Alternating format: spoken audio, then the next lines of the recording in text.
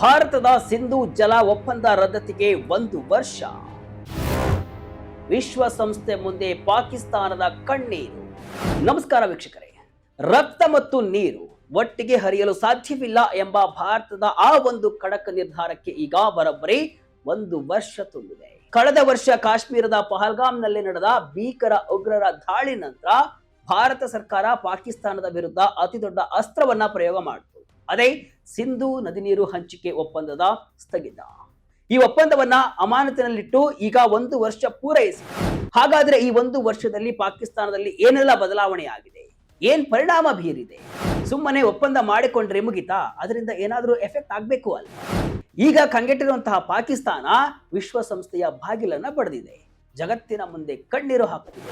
ಅಷ್ಟಕ್ಕೂ ಈ 1 ವರ್ಷದಲ್ಲಿ ಪಾಕಿಸ್ತಾನಕ್ಕೆ ಆದ ನಷ್ಟ ಎಷ್ಟು? ವಿಶ್ವಸಂಸ್ಥೆಯಲ್ಲಿ ಮುಂದೆ ಏನಾಗಲಿದೆ?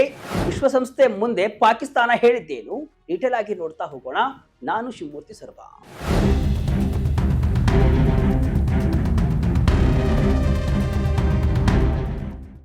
ಎಸ್ ವೀಕ್ಷಕರೇ, ಪಾಕಿಸ್ತಾನದ ಪಾಲಿಗೆ ಈಗ ನೀರು ಅಂದ್ರೆ ಅದು ಕೇವಲ ಬಾಯಾರಿಕೆ ನೀಗಿಸುವುದಲ್ಲ, ಅದು ಅವರ ಅಸ್ತಿತ್ವದ ಪ್ರಶ್ನೆ. ಕಳೆದ ವರ್ಷ ಪಹಲ್ಗಾಮ್ ದಾಳಿಯ ನಂತರ ದೆಹಲಿಯಲ್ಲಿ ನಡೆದ ಕೇಂದ್ರ ಸಚಿವ ಸಂಪುಟದ ಭದ್ರತಾ ಸಮಿತಿ ಸಭೆಯಲ್ಲಿ ಒಂದು ಐತಿಹಾಸಿಕ ನಿರ್ಧಾರ ತೆಗೆದುಕೊಳ್ಳಲಾಗಿತ್ತು.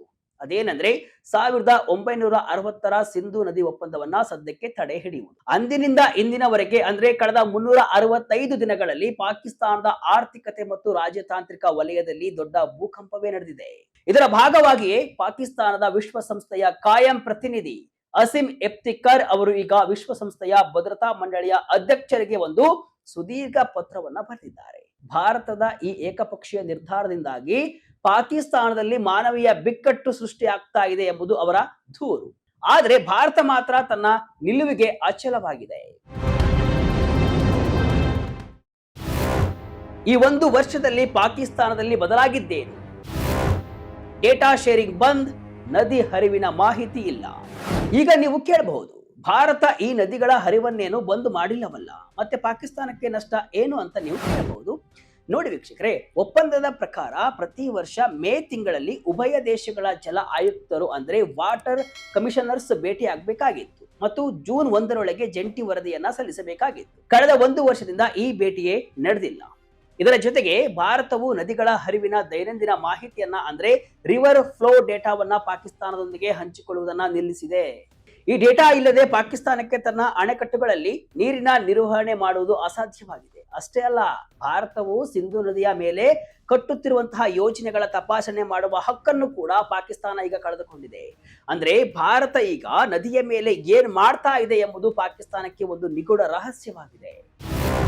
ಪಾಕ್ ಕೃಷಿ ಕ್ಷೇತ್ರದ ಮೇಲೆ ಭೀಕರ ಹೊಡೆತ, ಅಕಾಲಿಕ ಪ್ರವಾಹ, ಬರಗಾಲದ ಆತಂಕ.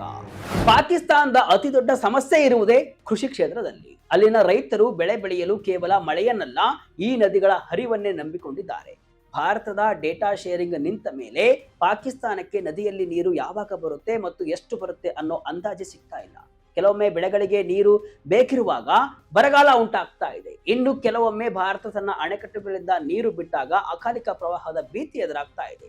ಒಂದು ವೇಳೆ ಭಾರತ ತನ್ನ ಅಣೆಕಟ್ಟುಗಳನ್ನ ಭರ್ತಿ ಮಾಡಿಕೊಂಡ್ರೆ ಪಾಕಿಸ್ತಾನಕ್ಕೆ ನೀರು ಸಿಗಲ್ಲ. ಒಂದು ವೇಳೆ ಏಕಾಏಕಿ ಖಾಲಿ ಮಾಡಿದ್ರೆ ಕೆಳಭಾಗದ ಪಾಕಿಸ್ತಾನ ಮುಳುಗಿ ಹೋಗುತ್ತೆ. ಈ ಅನಿಶ್ಚಿತತೆ ಪಾಕಿಸ್ತಾನದ ಆರ್ಥಿಕತೆಯನ್ನ ಅಕ್ಷರಶಃ ಹಣ್ಣುಗಾಯಿ ನೀರುಗಾಯಿ ಮಾಡ್ತಿದೆ. ಯಾವುದೇ ಪ್ಲಾನಿಂಗ್ ಇಲ್ಲದೆ ಕೃಷಿ ಮಾಡುವುದು ಪಾಕ್ ರೈತರಿಗೆ ಈಗ ನುಂಗಲಾರದ ತುತ್ತಾಗಿದೆ. ಇಡೀ ಪಾಕ್ ಈ ಕೃಷಿ ಕ್ಷೇತ್ರವನ್ನೇ ನಂಬಿಕೊಂಡಿದೆ. ಹೀಗಾಗಿ ಭಾರತ ಪಾಕ್ನ ಬೆನ್ನೆಲುಬನ್ನ ಮುರಿದಂತೆ ಆಗಿದೆ. Run of the river project, ಭಾರತದ ಪವರ್. ಅಣೆಕಟ್ಟುಗಳ ಮೇಲೆ ಭಾರತದ ಬಿಗಿ ಹಿಡಿತ.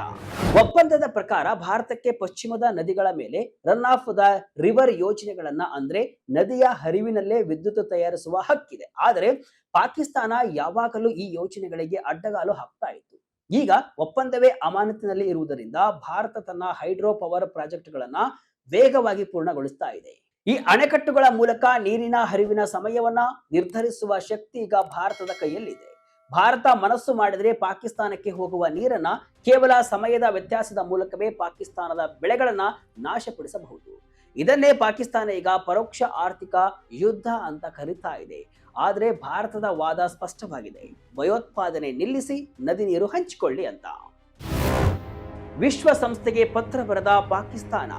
ಇಷ್ಟೆಲ್ಲಾ ಸಂಕಷ್ಟ ಅನುಭವಿಸುತ್ತಿರುವಂತಹ ಪಾಕಿಸ್ತಾನ ಈಗ ವಿಶ್ವಸಂಸ್ಥೆಗೆ ಪತ್ರವೊಂದನ್ನು ಬರೆದಿದೆ.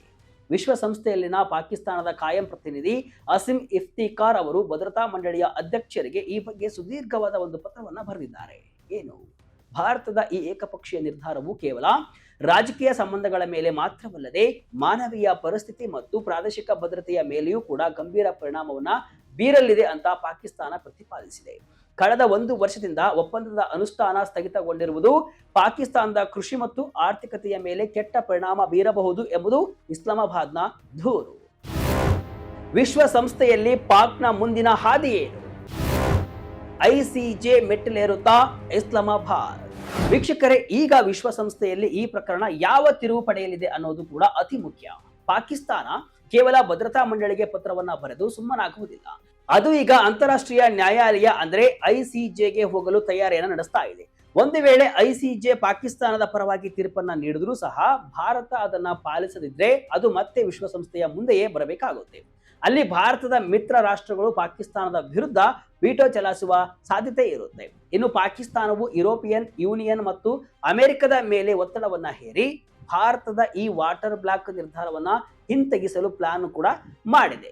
ಆದರೆ ಅಮೆರಿಕದ ಅಧ್ಯಕ್ಷ ಡೊನಾಲ್ಡ್ ಟ್ರಂಪ್ ಸದ್ಯಕ್ಕೆ ಇರಾನ್ ಯುದ್ಧದಲ್ಲಿ ಬ್ಯುಸಿಯಾಗಿರುವುದರಿಂದ ಪಾಕಿಸ್ತಾನದ ಈ ಅಳಲನ್ನ ಅವರು ಕೇಳುವುದು ಕಷ್ಟ. ಏನಿದು ಸಿಂಧು ನದಿ ನೀರು ಒಪ್ಪಂದ? ಏನಿದು ಸಿಂಧು ನದಿ ನೀರು ಒಪ್ಪಂದ ಅನ್ನೋದನ್ನ ಗಮನಿಸಿದರೆ 1960ರಲ್ಲಿ ವಿಶ್ವ ಬ್ಯಾಂಕ್ನ ಮಧ್ಯಸ್ಥಿಕೆಯಲ್ಲಿ ಅಂದಿನ ಭಾರತದ ಪ್ರಧಾನಿ ನೆಹರು ಮತ್ತು ಪಾಕಿಸ್ತಾನದ ಅಧ್ಯಕ್ಷ ಅಯೂಬ್ ಖಾನ್ ಈ ಒಪ್ಪಂದಕ್ಕೆ ಸಹಿಯನ್ನ ಹಾಕಿದ್ರು. ಇದರ ಪ್ರಕಾರ ಪೂರ್ವದ 3 ನದಿಗಳಾದ ರವಿ, ಬಿಯಾಸ್ ಮತ್ತು ಸಟ್ಲೇಜ್ ನದಿಗಳ ಸಂಪೂರ್ಣ ನಿಯಂತ್ರಣ ಭಾರತಕ್ಕೆ ಸಿಕ್ಕಿತ್ತು. ಇನ್ನು ಪಶ್ಚಿಮದ 3 ನದಿಗಳಾದ ಸಿಂಧು, ಝೇಲಂ ಮತ್ತು ಚನಾಬ್ ನದಿಗಳ ನೀರಿನ ಹಕ್ಕನ್ನ ಪಾಕಿಸ್ತಾನಕ್ಕೆ ನೀಡಲಾಗಿತ್ತು. ಈ ಒಪ್ಪಂದದ ವಿಶೇಷ ಅಂದ್ರೆ 2 ದೇಶಗಳ ನಡುವೆ 3 ಬಾರಿ ಭೀಕರ ಯುದ್ಧ ನಡೆದರೂ ಕೂಡ ಈ ಒಪ್ಪಂದ ಮಾತ್ರ ಮುರಿದಿರಲಿಲ್ಲ. ಆದರೆ ಪಾಕಿಸ್ತಾನ ಪದೇ ಪದೇ ಭಯೋತ್ಪಾದನೆಯನ್ನೇ ಉದ್ಯೋಗ ಮಾಡಿಕೊಂಡಿದ್ದರಿಂದ ಭಾರತ ಈಗ ಈ ಒಪ್ಪಂದದ ಸೌಲಭ್ಯಗಳನ್ನ ಕಟ್ ಮಾಡಿದೆ. ಇದು ಪಾಕಿಸ್ತಾನದ ಪಾಲಿಗೆ ಮರಣ ಶಾಸನದಂತೆ ಕಾಣಿಸ್ತಾ ಇದೆ. ಪಹಲ್ಗಾಮ್ ದಾಳಿ ಭಾರತದ ಸಹನೆ ಕಟ್ಟೆ ಒಡೆದ ಕ್ಷಣ. ದೆಹಲಿಯ ರಾಜತಾಂತ್ರಿಕ ದಾಳಿಗೆ ಪಾಕಿಸ್ತಾನ ತತ್ತರ. ಭಾರತ ಈ ನಿರ್ಧಾರ ತೆಗೆದುಕೊಳ್ಳಲು ಮೂಲ ಕಾರಣವೇ ಪಹಲ್ಗಾಮ್ ಹತ್ಯಾಕಾಂಡ. 26 ಅಮಾಯಕ ಪ್ರವಾಸಿಗರನ್ನ ಉಗ್ರರು ಕೊಂದಾಗ ಇಡೀ ದೇಶದ ಆಕ್ರೋಶದ ಕಟ್ಟೆ ಒಡೆದು ಹೋಗಿತ್ತು. ಆಗ ಮೋದಿ ಸರ್ಕಾರ ಅಂತಾರಾಷ್ಟ್ರೀಯ ಮಟ್ಟದಲ್ಲಿ ಪಾಕಿಸ್ತಾನವನ್ನ ಒಂಟಿ ಮಾಡಲು ನಿರ್ಧರಿಸಿತ್ತು. ಪಾಕಿಸ್ತಾನಕ್ಕೆ ಸುದೀರ್ಘ ಪೆಟ್ಟನ್ನ ನೀಡಬೇಕು ಅಂತ ಸಜ್ಜಾದ ಇಂಡಿಯಾ ಸಿಂಧು ನದಿ ನೀರು ಒಪ್ಪಂದವನ್ನ ಅಮಾನತಿನಲ್ಲಿ ಇಟ್ಟಿತ್ತು. ಇದು ಪಾಕಿಸ್ತಾನಕ್ಕೆ ತಕ್ಷಣವೇ ಪೆಟ್ಟನ್ನ ನೀಡದಿದ್ರೂ ಕೂಡ ಸುದೀರ್ಘವಾಗಿ ಸರಿಯಾದ ಹೊಡೆತವನ್ನ ಕೊಡಲಿದೆ. ಪಾಕಿಸ್ತಾನಕ್ಕೆ ಈಗ ಉಸಿರುಗಟ್ಟುವಂತಹ ಅನುಭವ ಆಗ್ತಾ ಇದೆ. 60 ವರ್ಷಗಳ ಇತಿಹಾಸವಿದ್ರೂ ಕೂಡ ಭಯೋತ್ಪಾದನೆ ಮುಂದೆ ಯಾವ ಒಪ್ಪಂದವೂ ದೊಡ್ಡದಲ್ಲ ಅಂತ ಈಗ ಭಾರತ ಜಗತ್ತಿಗೆ ಸಾರಿದೆ. ಭವಿಷ್ಯದ ಆತಂಕ, ಸಿಂಧು ನದಿ ವ್ಯವಸ್ಥೆ ಅತಂತ್ರ. ಮುಂದಿನ ದಿನಗಳಲ್ಲಿ ಭಾರತದ ನಡೆಯೇ. ಪಾಕಿಸ್ತಾನದ ಆರ್ಥಿಕತೆ ಈಗಾಗಲೇ ಹದಗೆಟ್ಟಿದೆ. ಒಂದು ಕಡೆ ಇಂಧನ ಬಿಕ್ಕಟ್ಟು, ಇನ್ನೊಂದು ಕಡೆ ವಿದೇಶಿ ಸಾಲದ ಹೊರೆ. ಇಂತಹ ಸಮಯದಲ್ಲಿ ಕೃಷಿಗೂ ಹೊಡೆತ ಬಿದ್ದರೆ ಆ ದೇಶ ಸಂಪೂರ್ಣವಾಗಿ ನಾಶವಾಗುವ ಭೀತಿ ಇದೆ. ಇಷ್ಟೆಲ್ಲ ಗೊತ್ತಿದ್ರೂ ಕೂಡ ಪಾಕಿಸ್ತಾನದ ಸೇನಾ ಮುಖ್ಯಸ್ಥರು ಮತ್ತು ನಾಯಕರು ಭಾರತದ ವಿರೋಧಿ ನೀತಿಯನ್ನೇ ಮುಂದುವರಿಸುತ್ತಿದ್ದಾರೆ. ಭಾರತದ ಜಲ ಆಯುಕ್ತರು ಈಗಾಗಲೇ ಸ್ಪಷ್ಟಪಡಿಸಿದ್ದಾರೆ, ಭಯೋತ್ಪಾದನೆಯ ನೆರಳಿನಲ್ಲಿ ಮಾತುಕತೆ ಸಾಧ್ಯವಿಲ್ಲ. ಅಂದ್ರೆ ಎಲ್ಲಿಯವರೆಗೆ ಉಗ್ರರ ಫ್ಯಾಕ್ಟರಿಗಳು ಪಾಕಿಸ್ತಾನದಲ್ಲಿ ಇರುತ್ತವೆಯೋ ಅಲ್ಲಿಯವರೆಗೂ ಸಿಂಧು ಒಪ್ಪಂದದ ಸೌಲಭ್ಯಗಳು ಪಾಕಿಸ್ತಾನಕ್ಕೆ ಲಭ್ಯವಾಗುವುದಿಲ್ಲ.